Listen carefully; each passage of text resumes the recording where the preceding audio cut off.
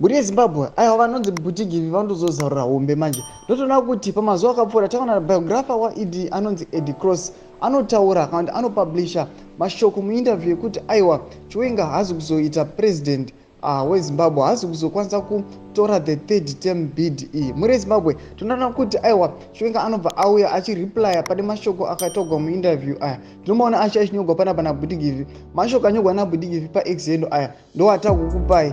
Saka muendera mberi nemashoko avataura. Ndokuudzira vosubscriber wolike wotina on the bell icon kurambo chara updates anokupa pano paZVAITWA Live, nokuti anouya paX yendo pake onyana Chiwenga achiti just a second please sir, I wrote it down and have it in my pocket. Opindura chiti take your time. Chiwenga okay, here it is. The message is on this paper. What does it say?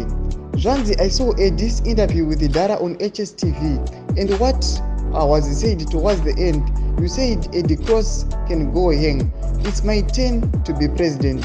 Me and Mchangwa will see you soon. No mashoko ari kuya chinogwa panapa na Ed Cross achiti ndo mashoko atogwa na Chiwenga achiti aiwa yava teni ya Chiwenga yekupindawo pakutonga pa third term apa, achiti aiwa inini na Mchangwa muchationa. Muri Zimbabwe chipotuziva munotudi pamusoro mashoko aya ananyorwa na Butigivi achiti aiwa Chiwenga ari kuda kutopindawo pa third term. Muri Zimbabwe tudze mafungiro enyu pine comment section medu, mutudze mafungiro enyu, musangano subscribe like, notina on the bell icon. Tombo chana updates anokupa pano paZVAITWA Live.